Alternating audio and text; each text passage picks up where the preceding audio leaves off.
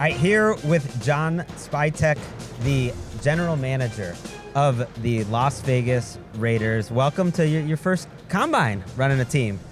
I don't even know what it is, my 23rd, 24th combine, but first in a chair like this. So yeah, great to be here. I was joking with my kids, almost half of a year spent in Indy in my life. That is when you insane. do the math, it's concerning. Yeah, I okay. know, and I like it. I like that it's here too. But I also think, like, of all the places that I've spent a week in once a year, I could mix it up. Everyone is so fixated on Indianapolis. But let's get to you, John. We all have a Raiders fan in our life. Yeah, I love that. And mine happens to be my personal trainer, which is embarrassing because I have the body of like a 13-year-old. It's kind of a humble brag there. Yeah, a little bit. It's like do you hear once this? a week. And I'm like, I said, well, I told him I was going to talk to you. And he's just like, just tell him we need a quarterback. Bring up the quarterbacks. I am ready to give up on the Raiders if he does not get us a quarterback. So what are you going to do to make him happy and get a quarterback this offseason? Well, sounds like we better find a quarterback. What's his name? Steven. Steven. We got to make Steven happy. We got to make our Raiders fans happy.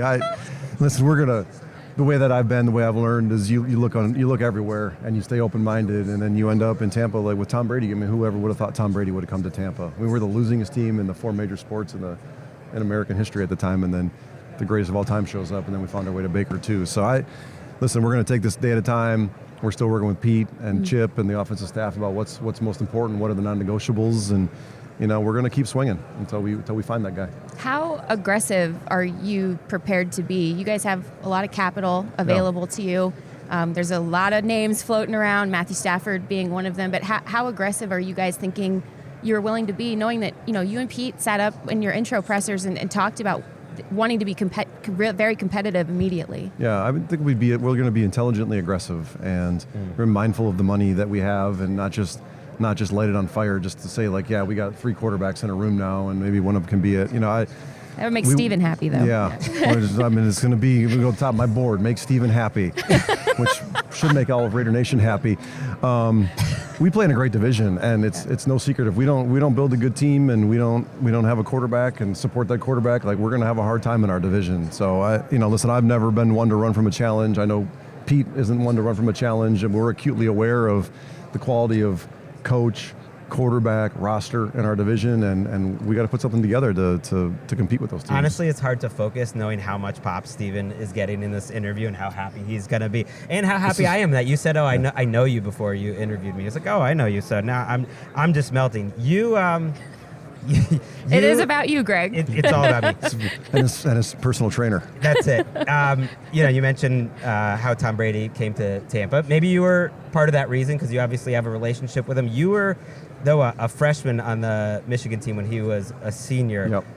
What was was there much of an interaction like then between you two? I mean, I was on the scout team as a redshirt freshman. I mean, I had much more daily interactions with Steve Hutchinson and Jeff Backus, who were beating me to death on the field. But Tom was a great teammate then. I remember, he would spend time with the freshmen and eat meals with us, and he had that way about him back then too. Even before the Orange Bowl, which he played that great Orange Bowl against Alabama, where he led us back for 2 different times from a 14-point deficit, and kind of like that was his, swan song into the NFL. That's just who he is. It was who he was then, and it is who he is now. I would challenge Tom to honestly answer that if he walked up to me in Tampa without knowing who I was, that he could tell you who I was after those 20 years have passed. I'm sure he would tell you that he did know. I would be suspect of that, to say the least. But I'm glad that we've kind of reconnected our time in Tampa and now in Vegas, and he's become a good friend, but also a great resource for me. And listen, I'm not sitting in this seat because I'm friends with Tom Brady. That's not what he's about to his core. He's about football and winning football and being competitive. And if you're going to be on a team that he's a part of and you don't embody those things, you got no chance. And I love how that marries with your philosophy. We've talked about it before, John, and then also with Pete's philosophy as well. One thing we know about Pete is he's going to want to run the ball. He's going to want to be physical. He's going to want to, you guys as a collective are going to want to kick some teeth in, really. Yeah. Former linebacker, I mean, my goodness. So this run game, this offensive line in combination, you guys have a lot of questions to answer, a lot of things to figure out with this front and with that run game, revitalizing it, bringing some juice back into it. What's your assessment of where you guys are at some young offensive linemen we do who for kind of sure. popped.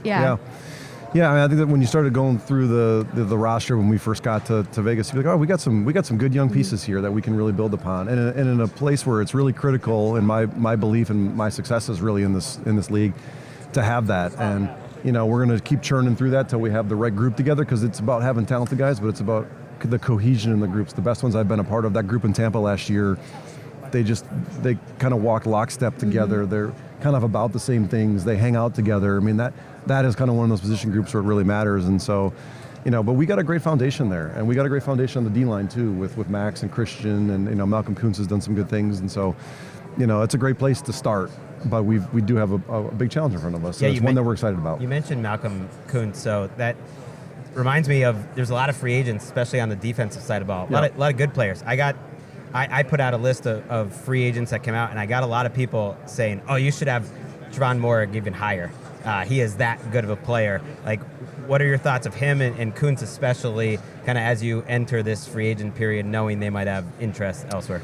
Yeah, I mean, they both are good young players. Kuntz obviously had the unfortunate injury last year that will cost him his entire season, and just as he was starting to play. So, that'll be a factor in how we figure this out. But certainly Morrig, I think, took a big step forward last year with his play, and Patrick Graham coming back. It's going to be a familiar defense in a lot of ways. Now, Pete's going to have some influence on it as well. So I'm excited to see how it kind of manifests itself, and how we fit our players in there. But yeah, I mean, they're both good young players, and we don't want to be in the habit of letting good young players leave our building. How have you watched Pete and Patrick collaborate together? Because, I mean, Pete ran an iconic defense, obviously. Yeah. I think Patrick Graham's one of the best defensive coordinators, one of the best coaches in the NFL. These schemes and these philosophies marrying together. I mean, I know you're dorking out over this internally every day. Yeah, I unfortunately have so much to do. I don't get to be in those meetings that much, but Pete will come up and just be like, oh, we had a great meeting. Oh, there's so many good ideas up there. You go down to the whiteboard and it's things written everywhere. And I'm with you. I mean, Pete's resume and, the defenses he built basically everywhere he's been, but obviously everybody thinks of Seattle.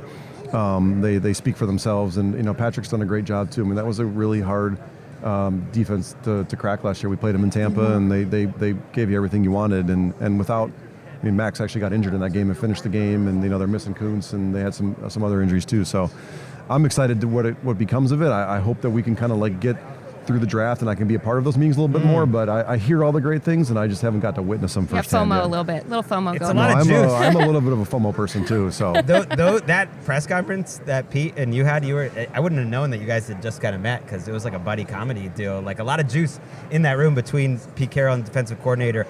A lot of juice on the field with Maxx Crosby, obviously, throughout the years. He long said he always wanted to be a Raider. Kind of backed off of that a little bit late last season, wanted to see what was happening with the organization. Are you confident Maxx Crosby is going to be part of this team?